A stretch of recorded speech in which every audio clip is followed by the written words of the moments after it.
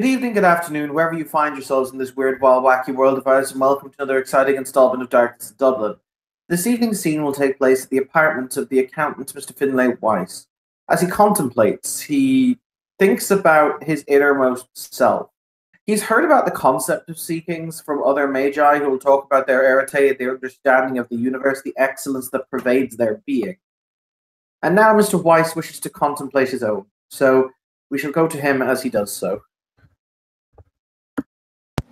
Well, Finley's interpretation of this is trying to center himself, probably attempting to use what he's learned about mind so far to try and center himself, I would say. That and his feeble 1 point in meditation. He's just basically trying to quiet his mind and establish contact, experiment. I mean, his apartment's still not even a sanctum, so he has to keep it subtle. Honestly, how do you live in such a hovel? And I assume that's a voice he's familiar with. Yes. He's not even going to open his eyes, actually, at first. He's just going to be like, it serves for now, but, I mean, we all have to graduate eventually.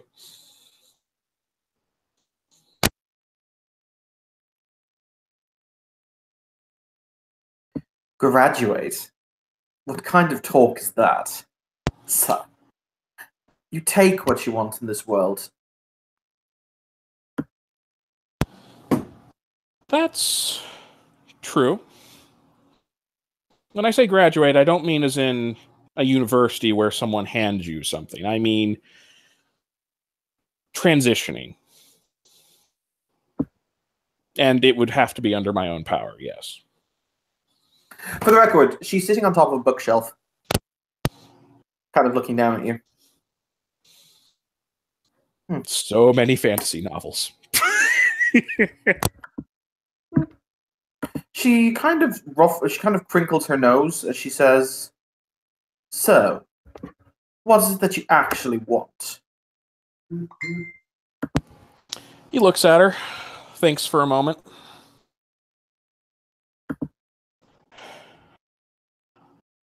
Basic understanding I have. What I don't have... He just kind of like raises a hand, just slightly like, like, hold on.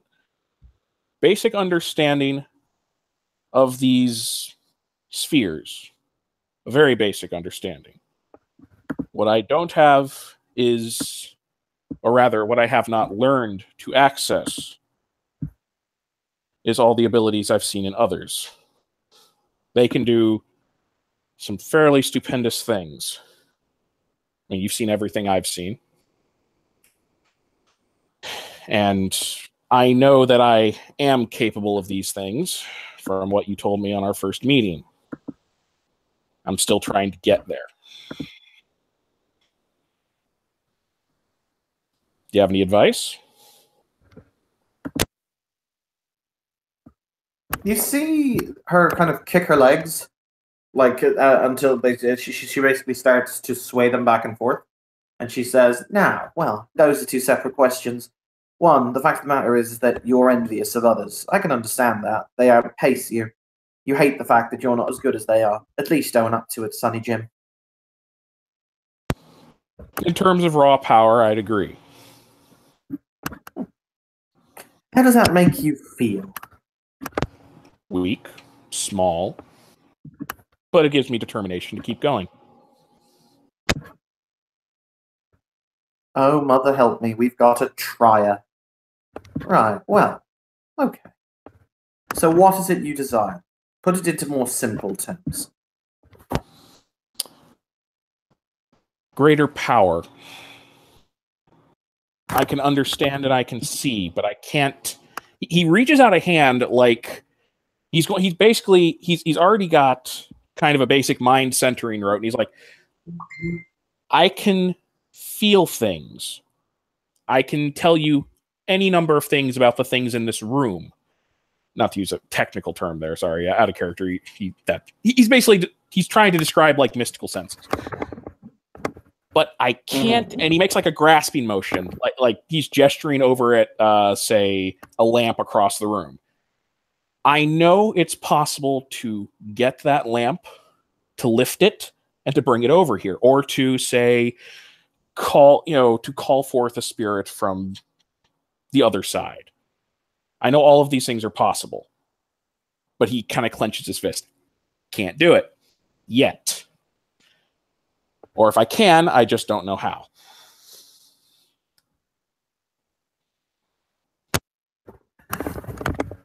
She'll move her hands in a circle, and kind of a purplish black smoke will form between her fingers until the book she gave you on her first meeting basically congeals into her hand. It's almost Icarus. It's almost like it physically turns from a liquid into a solid as she holds it in her hand. She flips it open. And she appears to be very casually just flicking through it with one finger. He's begun adding a few of his own towards the end there, by the way, but mostly they're starter attempts. Like, he is actually attempting to write in some attempts of his own, but so far about the only one that's actually complete in there is essentially the Heart's Blood that he learned from the Verbatim. Oh. Okay. She will then close the book, at which point you will notice the book now has a bright gold spider clasp that's keeping it closed that it didn't have before. And she'll flick it up in the air and catch it. Before she says, "This book now can give you the power that you desire."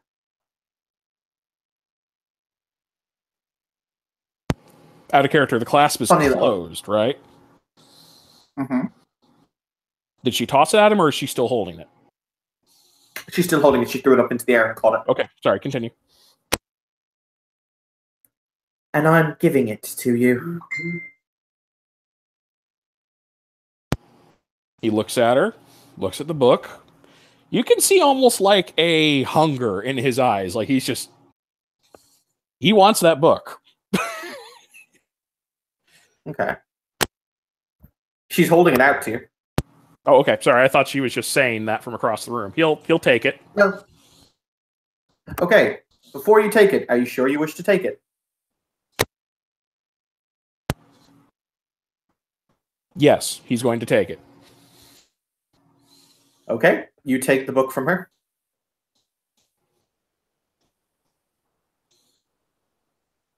Mm-hmm. Sorry, didn't know if you that have the book in your hands.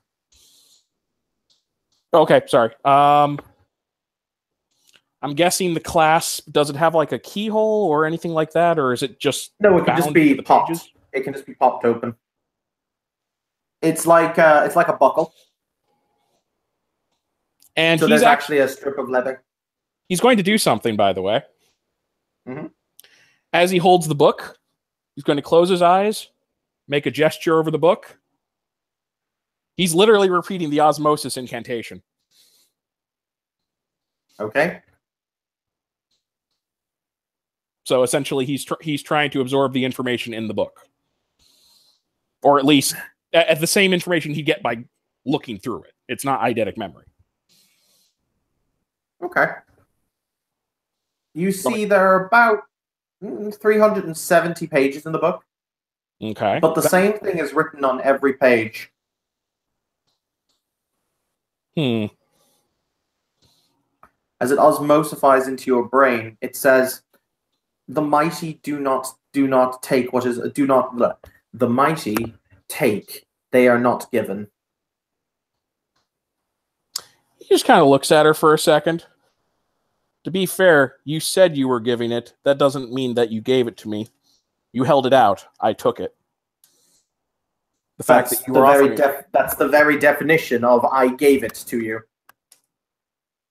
And how do you know I wouldn't have simply taken it from you?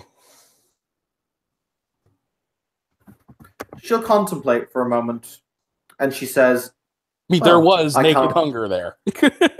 Yes, but you did not take it on your terms, she will say. You took it on mine. You didn't question You didn't argue. You didn't ask. You just took what was handed to you like a sheep. I had ambition. That makes no difference. An ambitious sheep is still a member of the flock.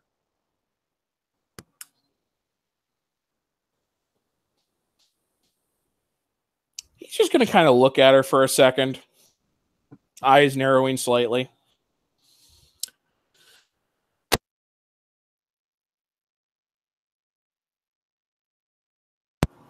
You also told me... Oh, sorry, 1 second. Okay, am I still connected? Okay, yeah. Good. Sorry, my screensaver went on for a second.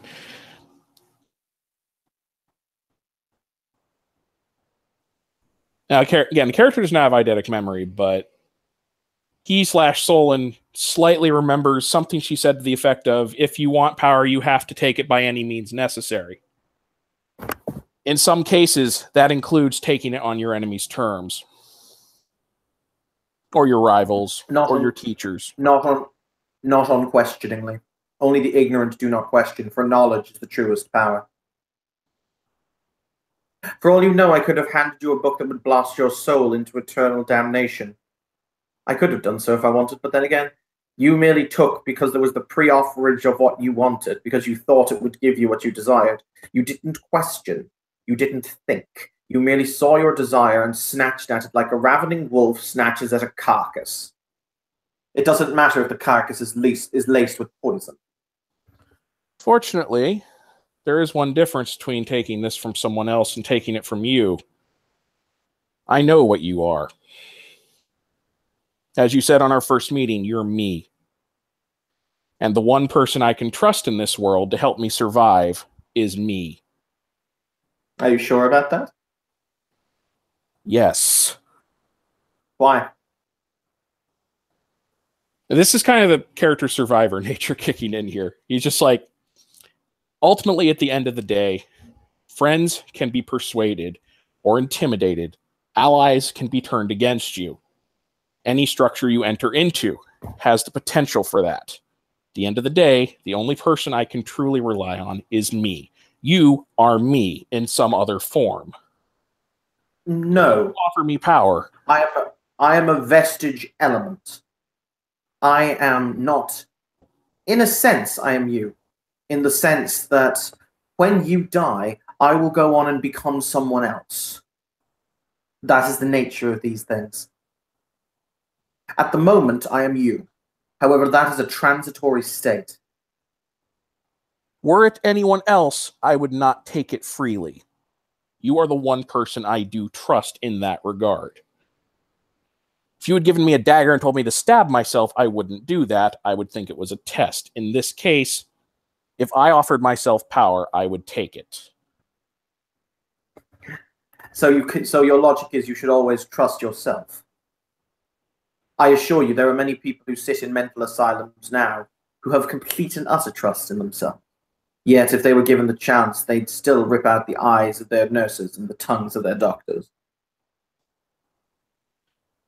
True, and from what I understand, there's more than a few mages who go that way.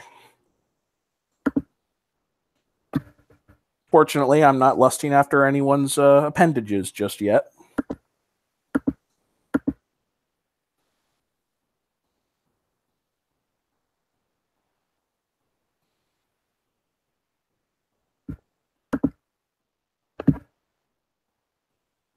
My point is, you said that you seem to be under the impression that were anyone else offering me this, I would have taken it.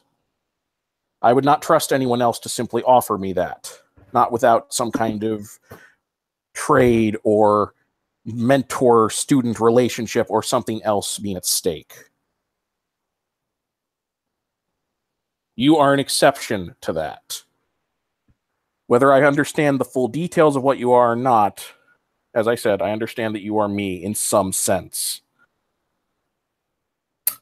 Do not confuse me, Mr. Weiss. As I said, in the moment, I am you. That is indeed the case. However, ultimately, I have been many others and will be many more after you die. For the moment, you and I have a contract of sorts that means that your best interests are my best interests. And so it is that I consider it to be a valuable partnership. However, you are still to be taught because you are still weak, as you pointed out yourself. You are not a Saisho. You are not an Ikiro. Those beings who it is you see wield power as if it were breath. And that's without their items. Yes.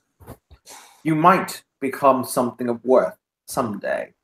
However, I am here to teach you. Lessons are not always easy, and lessons, I assure you, are not always obvious. You took something. You did not ask a single question because you were blinded by your own lust for power. I can respect a lust for power, but only when it is tempered. You might say you can trust me, but then again, you don't know me. You know that I have said I am you and that we have a covenant. But for all you know, I could be plotting your own demise. You have no idea that I'm not. On the contrary, if you did, you had any number of opportunities to enact it. As you said yourself, I am weak. Yes. You could have advised me any number of times. But perhaps I need you for a specific purpose before you can die. If that purpose involves me getting more power...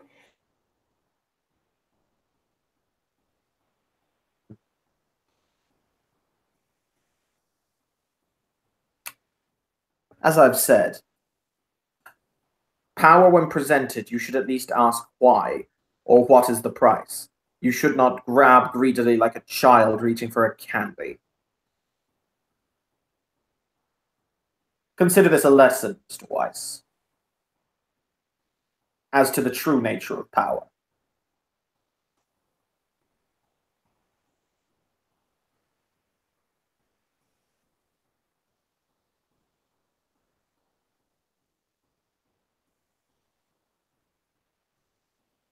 He clearly understands, he's just not responding because that didn't seem to require a response.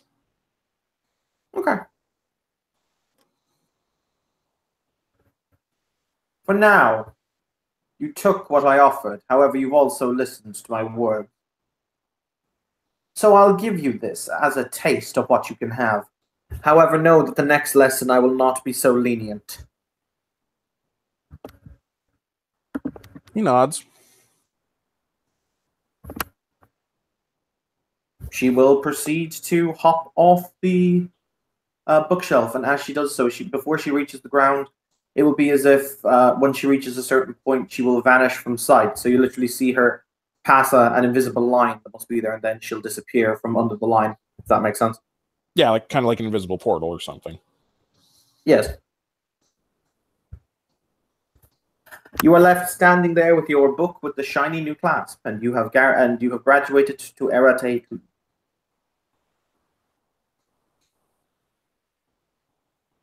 I was just thinking that. I've always wondered this actually. Does when a mage gains a level of Arate, do they actually feel a physical change, or is it just like you've awakened to new mental possibilities, you feel yada yada? There's no physical alteration or anything. It's up to your paradigm, honestly. Okay. With your paradigm, I don't think you particularly feel anything more than I deserve this, or my will be done, as opposed to anything that is actually more. Some people might feel more connected to a god or to their maker. Some people might feel different things. Some people might feel more scientifically inclined, you know. But I don't think that. I think it depends on paradigm, obviously.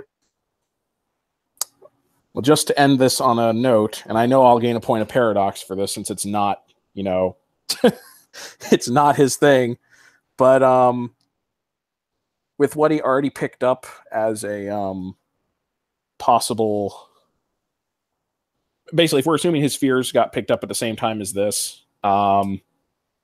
he's going to try and effectively reach that same lamp to turn it off. And unless you want me to roll it or anything else, it's literally just Core 2 creates a miniature fist-sized portal, hand reaches through, flips the light switch.